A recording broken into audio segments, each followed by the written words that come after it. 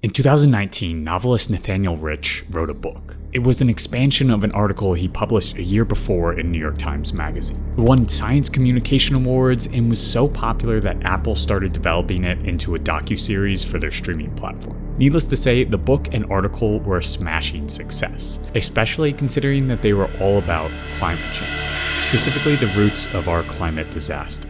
Over the course of his book, Rich paints a picture of the decade between 1979 and 1989, when the scientific evidence for the growing climate crisis was clear and there was little political divide on policy. Yet, because of human nature, we squandered the opportunity to stop climate change in its tracks. We let a golden opportunity slip through our hands. This was the core thesis of Nathaniel's much-read book and article. Human nature caused climate change.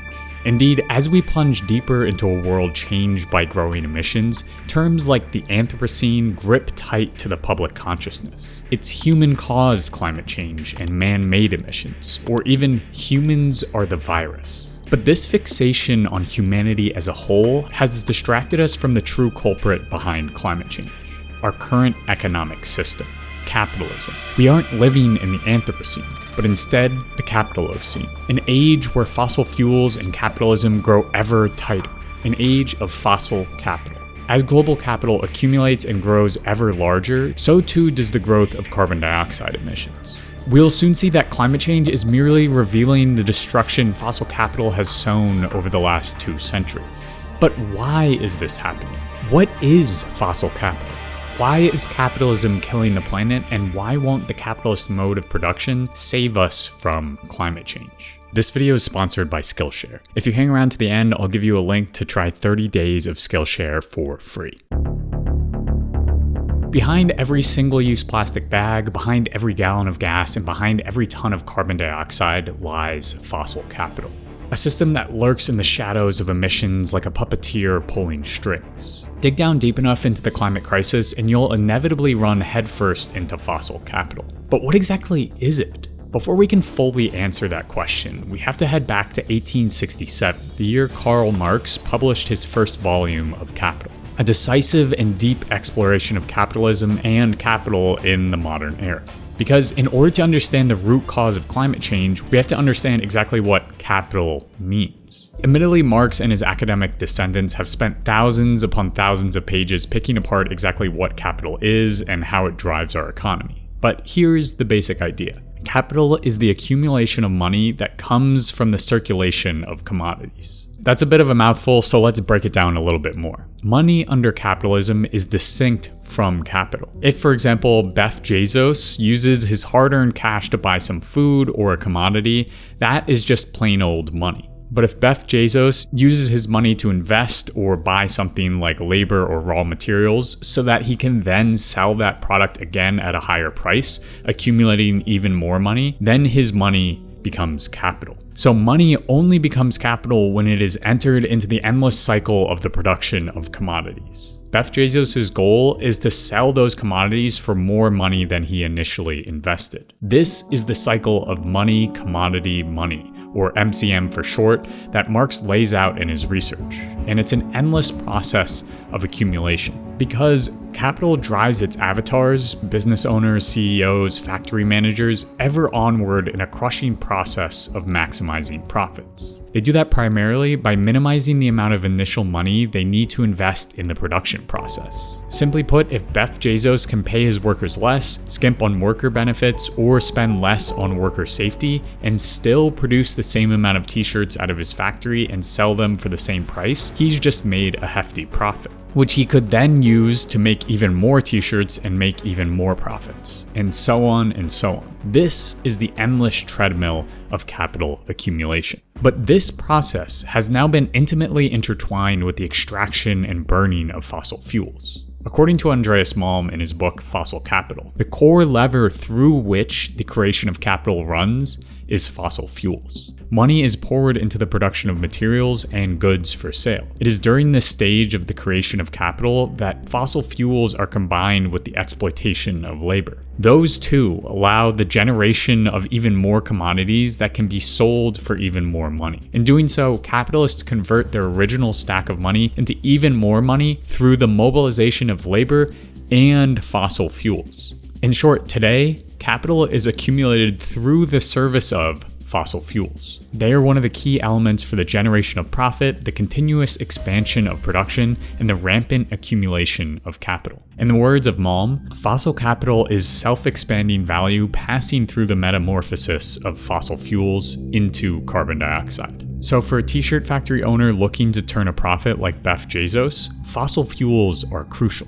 After investing his initial capital, Jeff Bezos' production must use fossil fuels in order to create the t-shirt.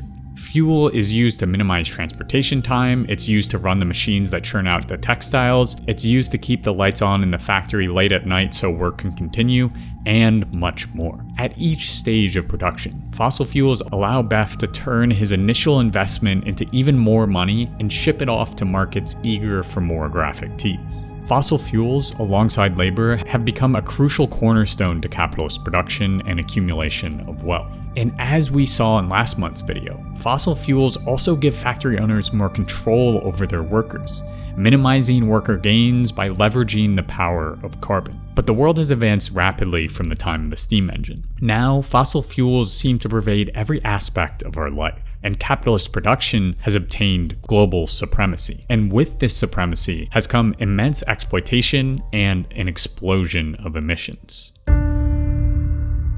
Reach into the degraded soils of an Iowan corn farm or walk through Amazonian cutover, and the seemingly limitless natural world might feel a little more vulnerable. Despite its amazing capacity to regenerate and heal, the Earth's resources are not boundless. As David Attenborough notes, we cannot have infinite growth on a finite planet.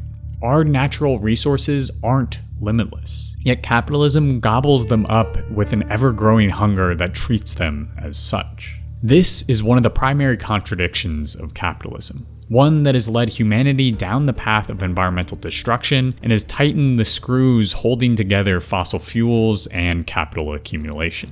As the years tick onward towards 2050, global temperatures only continue to rise. Right now, temperatures hover around 1 degree Celsius of warming, and the latest IPCC report asserts that if we continue on with business as usual, temperatures will easily reach 1.5 degrees Celsius by 2040, and will likely blow past 2 degrees Celsius. These kind of temperatures could very likely set off tipping points and a cascade of events that would plunge us even deeper into climate chaos. And yet the blame for these emissions and global warming always seems to be placed squarely on the shoulders of consumers. We use the end product of capitalist production, so the emissions embodied in that computer or pair of socks or t-shirt is somehow our fault.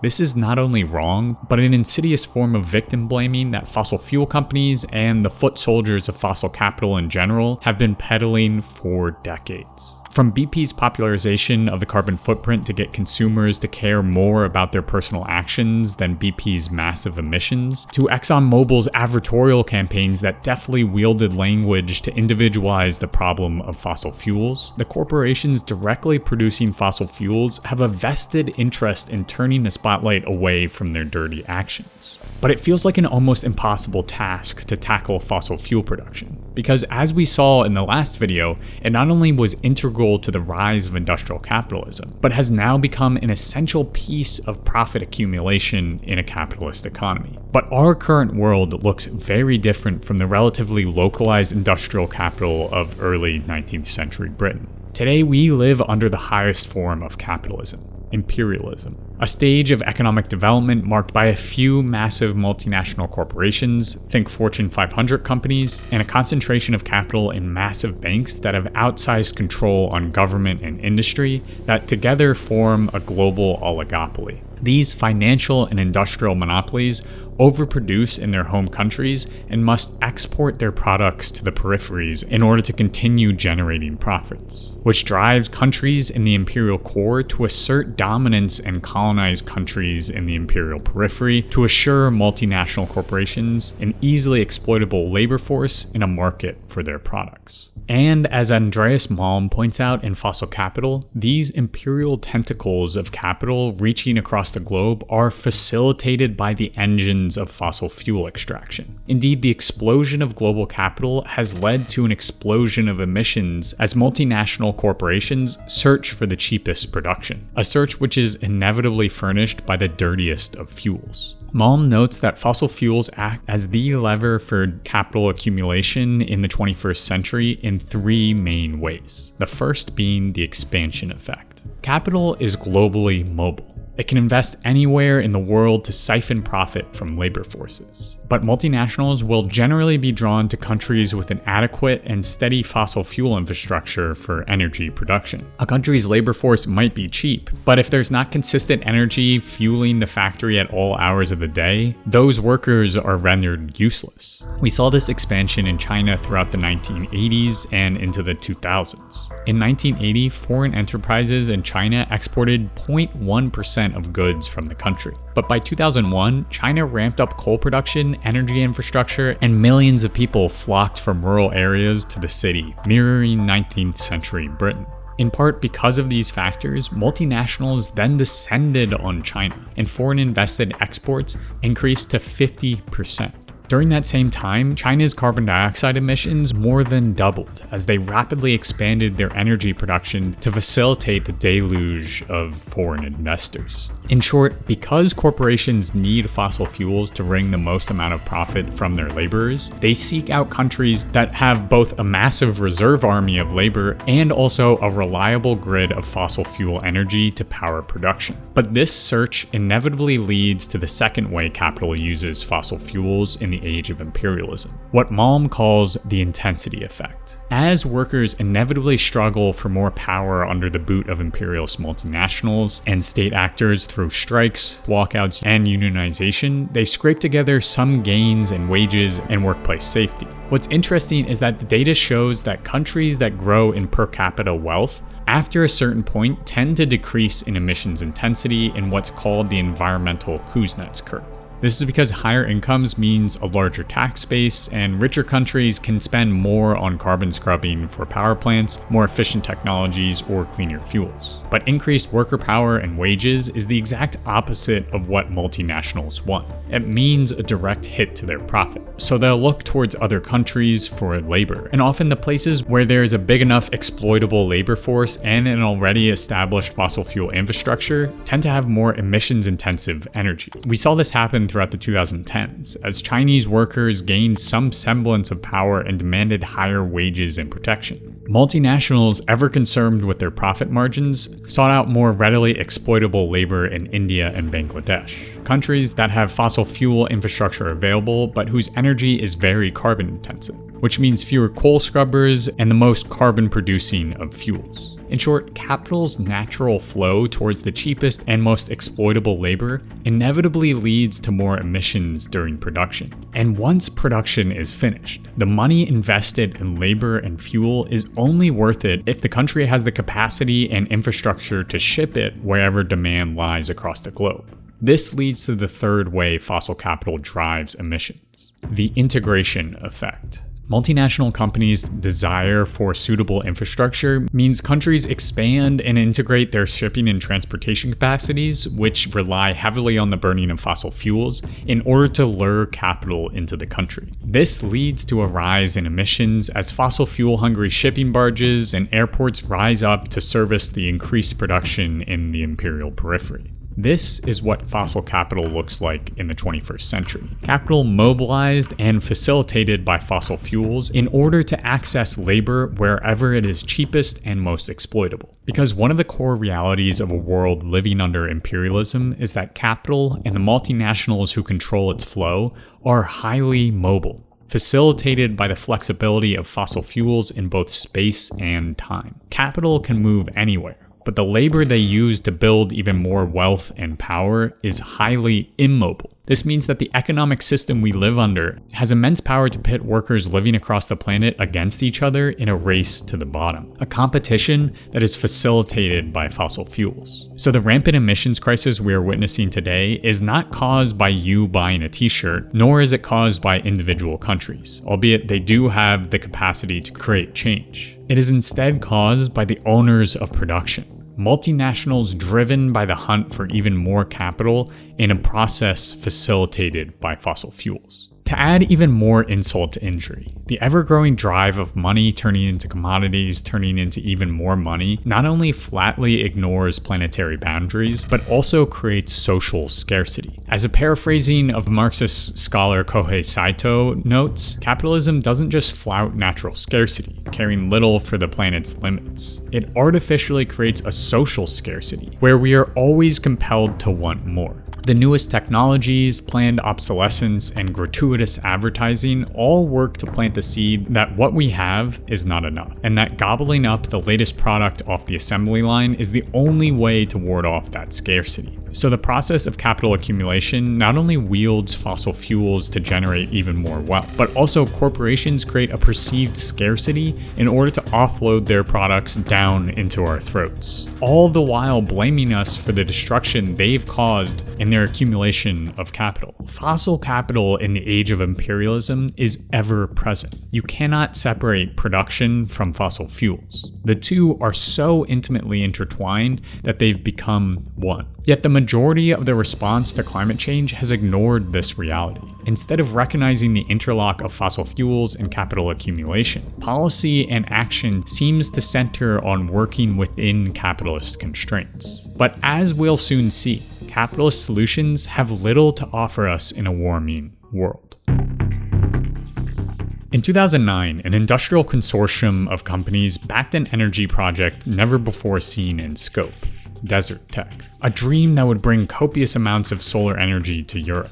But since its inception, Desert Tech has been mired in the realities of a capitalist economy. See, Desert Tech had a grand and certainly colonialist vision. They wanted to build a massive concentrated solar array in the Sahara Desert that could connect to the European grid. According to one paper, a large enough concentrated solar array in the Sahara could not only power all of Europe, but the whole world. But the problem for Desert Tech was never the physical feasibility required for such a massive project. The vision has failed time and time again over the last 14 years because of the immense coordination, cooperation, and long-term vision required between corporations and states. Three requirements that are antithetical to relations under capitalism. We saw this 2 centuries before in the watercourses of Scottish towns, where immensely powerful and cheap water power projects fell apart because it required factory owners to work in common to determine when and how much water to release from reservoirs. This same problem happened with the Desert Tech Industrial Initiative.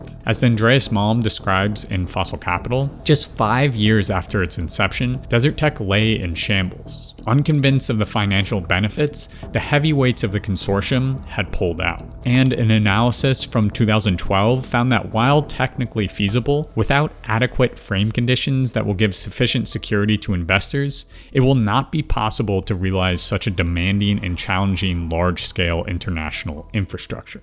In short, we have the technologies in space to bring renewable energy to vast swaths of the Earth, but these systems are constrained by the reluctance of capitalists to cooperate on a large scale and invest in the long term. When it comes to renewables under capitalism, the consideration always has to be how much profit can a company make? And as renewable prices continue to plummet, which theoretically should be a great thing, some corporations are more hesitant to invest in their infrastructure and production because profit margins are so slim, especially considering that unlike coal or oil, the sun and wind are available for anyone to capture, decreasing the capacity for renewable energy to be concentrated, packaged, and sold for a profit. Indeed, BP and Shell pulled out of their renewables programs because they couldn't make any money off of them, which means that as renewables continue to crash in price, private capital will pull out. Because again, as we saw in the last video, building an energy system inflexible in time and tied to specific landscapes is antithetical to the desires of capitalism. Capital wants to be highly mobile, and renewables tie it down in time and space. Because in order to extract maximum value from their production, capitalists need the flexibility to run their production at any time, in any place, without having to share in any communal pot of energy. But even if all of these renewable projects do somehow manage to generate renewable power for large swaths of the Earth, there is no guarantee that emissions will start dropping. Over the last 40 years, as renewables have slowly ticked up in energy output, they have not been replacing fossil fuel-derived power. Instead, they've been adding on top of it. Carbon dioxide emissions still continue to skyrocket despite the massive expansion of renewables in the last 2 decades. In part, that's because fossil fuel infrastructure, as Malm writes, holds immense inertia. Fossil fuel firms and the countries that back them have poured immense amounts of money and labor into the creation of a system built on fossil fuels. Oil rigs, refineries, tankers, and gas stations, the whole lot, all represent capital that's fixed. Huge sums of money that companies invested in infrastructure that will take them 30 to 40 years of production to pay back. The problem is that this infrastructure and investment in fixed fossil fuel capital will keep building year after year until the day it's forced to stop, making it harder and harder to transition away from a fossil fuel-based economy. The 2021 Production Gap Report found that countries and the multinationals that reside within them have plans to burn 110% more fossil fuels than would be consistent with a 1.5 degrees Celsius pathway. This means that the longer we wait, not only will we slip deeper into the climate crisis, but it will be harder to climb out of the hole the forces of fossil capital are digging. And part of why taking climate action under capitalism is so hard is that the steps necessary to stop further emissions are an existential threat to fossil fuel companies. And indeed, the capitalist economy that's relied so heavily on carbon fuel to extract maximum value for centuries. In other words, true climate action is catastrophic for fossil capital, because the only effective way to quickly decarbonize the economy is to build massive renewable capacity, which we are already starting to do. But here's the key: while at the same time directly suppressing and dismantling the extraction and production of fossil fuels. This, of course, would mean billions upon billions of dollars of fossil fuel investments lost and the shuttering of some of the most powerful companies in the world. And the avatars of fossil capital, the CEOs of those corporations and powerful figures in politics, know this, which is part of the reason why we're seeing a surge of far-right politics like fossil fascism, that wield racist ultranationalism to defend the fossil economy from any attacks. As scholar William Carroll writes, fossil capital's leading 50 firms are integral to a regime of obstruction that blocks urgently needed transformations that could usher in a post-imperial energy democracy. So the manifestations of fossil capital will fight like a cornered dog until the very end to protect their assets. There is no viable path to a zero-carbon world without the direct suppression of fossil fuels and the companies that profit off them. This suppression will inevitably mean catastrophic consequences for fossil capital. Because climate change wasn't caused by human nature, as Nathaniel Rich argues, climate change is caused by the forces of capitalism, which is why we need another way of organizing our production and our economy. We need degrowth and eco-socialism. And crucial to envisioning those future systems are beautifully creative pieces of art. Indeed, a lot of my inspiration these days comes from speculative climate fiction, but as much as I love reading about potential worlds, I struggle to find the writing and words to create them. That is, until I started watching Lincoln Shelley's science fiction and fantasy world building class on Skillshare. If you want to check it out, you can get a month of Skillshare absolutely free by using the link in the description. In addition to all sorts of creative classes on animating in After Effects or editing video essays, which have been essential to developing the style of our changing climate videos, Skillshare also has classes on things like gardening and even this amazing class from Nicholas Smith on using art to inspire and create change. And you can get access to all of these classes right now for absolutely free. That's right, the first 500 people to use my link will get a 1-month free trial of Skillshare. Hey, Charlie here. Thanks so much for watching. Real quick, before you leave, consider also supporting the channel through Patreon. Any financial support you can lend through Patreon goes a long way to helping OCC grow. Thanks again for making it all the way to the end, and I will see you in a month.